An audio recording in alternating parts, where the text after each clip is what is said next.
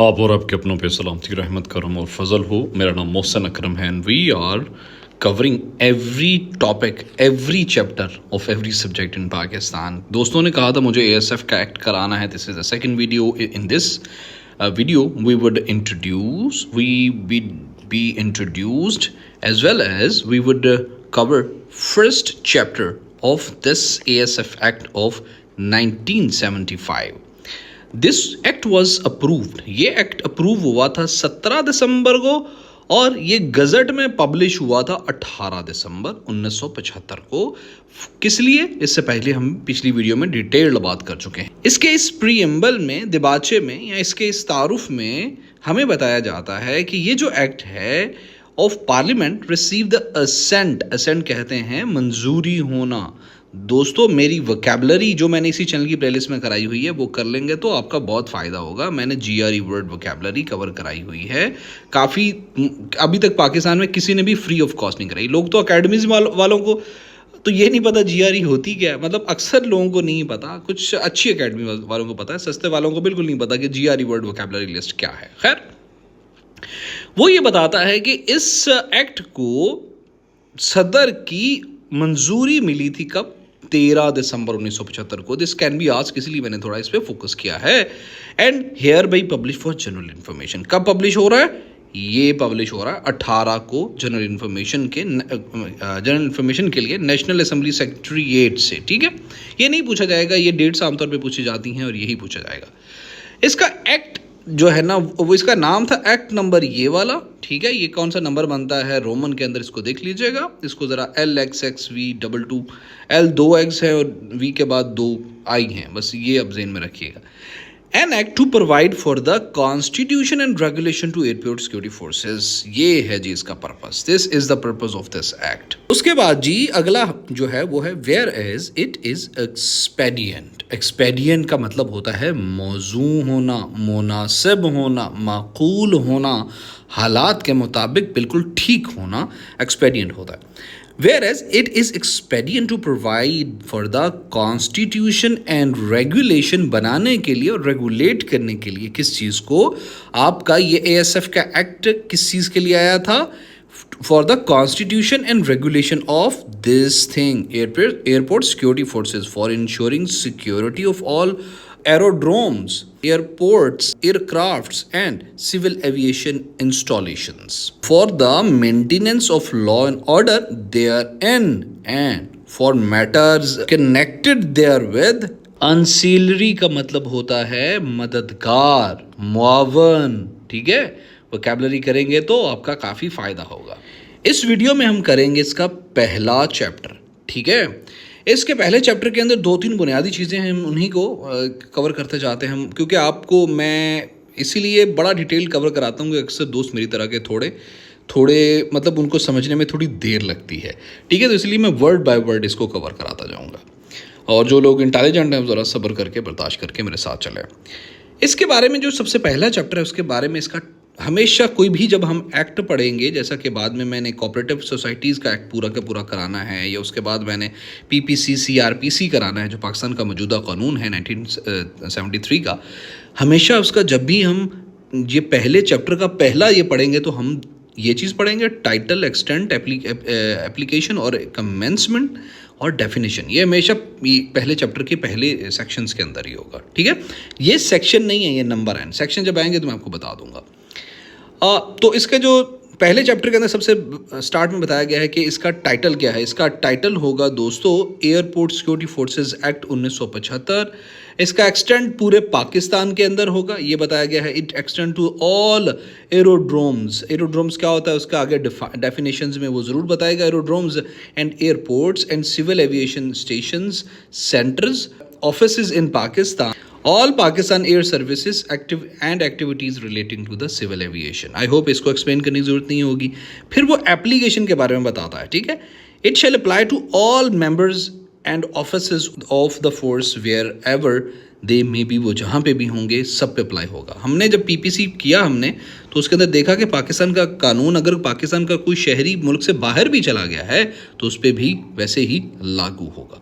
ठीक है, उसके बाद ही कमेंसमेंट के बारे में ये बताया हुआ है that it shall come into force at once, जैसे ही ये पब्लिश होगा साथ ही ये लागू भी हो जाएगा।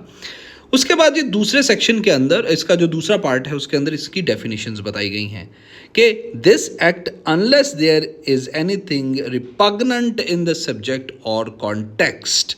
अच्छा, मैं ये बात बताऊं दोस्तों, डेफिनेशन हर एक्ट में क्यों दी जाती हैं, क्योंकि हर एक्ट के इम्प्लीमेंटेशन डिफरेंट होते हैं। बड़ी लंबी बात है, बस आप ये समझो कि भाई इसकी यहाँ पे स्टार्ट में डेफिनेशन दी हुई है और डेफिनेशन हर एक एक्ट की अलग होती है, हर एक लफ्ज़ की कानूनी उसका जो जवाज़ होता है, उसकी समझ बूझ होती है, वो मुख्तलिफ होती है then the common usages, then the rest of the society, then the rest of the culture. तो इसीलिए ये हर एक्ट के अंदर डेफिनेशन ज़रूर दी जाती हैं ताकि उसको सही से इंटरप्रेट किया करके उसी के मुताबिक सज़ा व जज़ा दी जा सके। डेफिनेशंस के अंदर सबसे पहले उसने वही लफ्ज़ दिया हुआ जिसकी आपको समझ नहीं आ रही थी। ये है एरोड्रोम।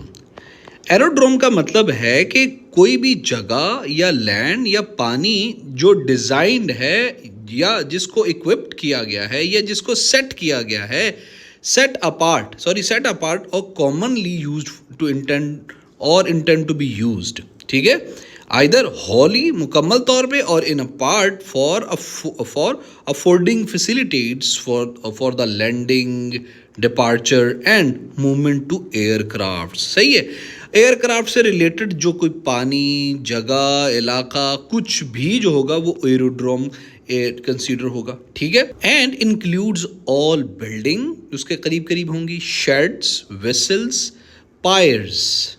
पायर कहते हैं दोस्तों साहली प्लेटफॉर्म या साहली बंदरगाह को, ठीक है, कोई पुल वगैरह जो साहिल से मुतालिक होता है उसको कहते हैं पायर्स, इंस्टॉलेशंस और इक्विपमेंट वगैरह and other structures thereon or appertaining there to, या वो हो या उससे मुतालिक हो, but does not include any aerodrome which is exclusively used by Pakistan air force और any portion of an aerodrome which is used by Pakistan air force. भाई इसका करक्स ये है, सौके लफ्ज़ों में ये पूरा याद करने की बिल्कुल ज़रूरत नहीं है कि एयरड्रोम एयरपोर्ट के अहाते के अंदर जितनी भी चीज़ें होंगी, एयरपोर्ट से मुताल्लिक जितनी भी चीज़ें होंगी, उनको उस एरिया को, उस जगह को, हर वो उस स्पेसिफिक एरिया को, जगह को हम कहेंगे एयरड्रोम, ठीक है जी।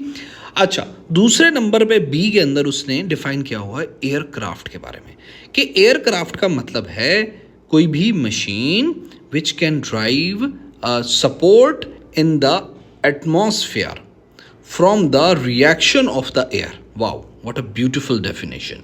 Other than the reaction of the air against the earth's surface and includes balloons. इसके अंदर क्या क्या आता है, गुब्बारे आते हैं, वेदर कैप्टिव और फ्री एयरशिप्स आती हैं, काइट्स आती हैं, ग्लाइडर्स आते हैं और फ्लाइंग मशीन आती हैं। सी के अंदर दोस्तों उसने डिफाइन किया हुआ कि एयरपोर्ट किसको कहेंगे। एयरपोर्ट का मतलब है कि an aerodrome which facilitates have in the opinion of federal government, ठीक है, been sufficiently developed to be of the importance of civil aviation. मतलब भाई यार वो जगह जिसको फेडरल गवर्नमेंट ने डिफाइन किया हुआ है, दैट्स इट, कोई और खपने की जरूरत नहीं है। एयर सर्विस का क्या मतलब है? इस एक्ट के तहत एयर सर्विस का मतलब है कि means a service of aircraft of any purpose of civil aviation, whether aerial work, public transport या फिर कोई और। एयर साइड का क्या मतलब है? इसका मतलब है the movement area of aerodrome, मतलब वो जहाज़ जो इस तरह कभी साइड लेके सज्जे होता है, कभी खब्बे होता है, तो उसने रनवे पे चढ़ना होता है। The side means the movement area of aerodrome adjacent terrain, जो इसके एडजस्ट कहते हैं उसके मुल्हिका होना, साथ जुड़े होना, टेरियन साथ जुड़ा हुआ वो इलाका, and buildings or portion thereof access to which is controlled by one. मतलब इसमें हम नीचे पढ़ेंगे कि वन क्या है। फिर जी कॉम्पिटेंट अथॉरिटी से क्या मुराद है इस एक्ट के तहत? इसका मतलब है कॉम्पिटेंट अथॉरिटी का मतलब है any officer or authority designated such as the federal government, जिसको फेडरल गवर्नमेंट डिफाइन करे। जी के अंदर जो भी सेक्शन था वो ओमिट हो चुका है। इस सेक्शन के अंदर फोर्स को भी डिफाइन किया है कि फोर्स से मुराद है airport security force constitute under the section 3, जो कि सेक्शन 3 के तहत बनेगी। हम आगे देखेंगे सेक्शन 3 को। आई के अंदर बताया गया डायरेक्टर जनरल का क्या मतलब है, means a commander in charge of force. J omit हो चुका है। के अंदर मेंबर का मतलब डिफाइन हुआ है। मेंबर से मुराद a person other than an officer who is appointed to the force and has signed affirmation in the form set out in the first schedule। जो फर्स्ट शेड्यूल के अंदर सेट आउट किया गया है उसके बारे में, जो बंदा भी इस इंस्टीट्यूशन का हिस्सा है, इस फोर्स का हिस्सा है, इस इदारे का हिस्सा है, that would consider the member. ये जो ऊपर आपके ये नंबर वगैरह बने हुए थे उनकी डिटेल ये पढ़ लीजिएगा, ये देख लीजिएगा। They are usually not necessary and they are not asked, so I skip them away.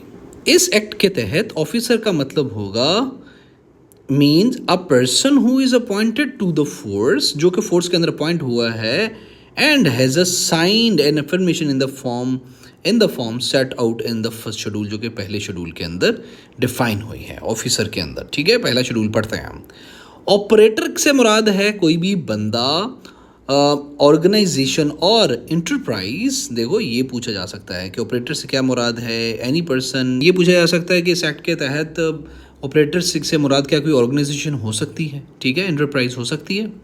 Engaged in the offering to engage in aircraft operation. और उसके बाद ये एन के अंदर प्रिस्क्राइब को बताया गया है। प्रिस्क्राइब का मतलब prescribed by the rules and regulation. ठीक है, प्रिस्क्राइब कहते हैं ना, वो प्रोस्क्राइब होता है ना, डॉक्टर वो तजवीज़ करता है, तो प्रिस्क्राइब होता है किसी को किसी कानून वगैरह के अंदर कोई चीज़ उसूल के तहत बयान होना।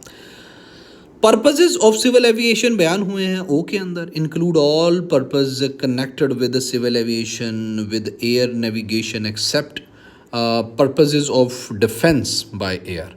ठीक है, इनके अलावा रेगुलेशंस से मुराद है regulations made under this act, rules जो बने हैं इस एक्ट के तहत, कोई और रूल मुराद नहीं होगा इससे। और अगर आपको चैनल की समझ नहीं आ रही तो चैनल खोल लें। मेन चैनल खोलने के बाद मेन चैनल खोलने के बाद उसकी प्लेलिस्टों को चेक करें तो एयरपोर्ट सिक्योरिटी फोर्सेस और अलग अलग पोस्टों के लिए अलग अलग वीडियो बनी हुई हैं। अलग अलग सब्जेक्ट के 5 से 10 हज़ार MCQs भी मैं करा रहा हूँ फ्री ऑफ कॉस्ट। सब्सक्राइब, इंशाल्लाह आपका फ़ायदा होगा।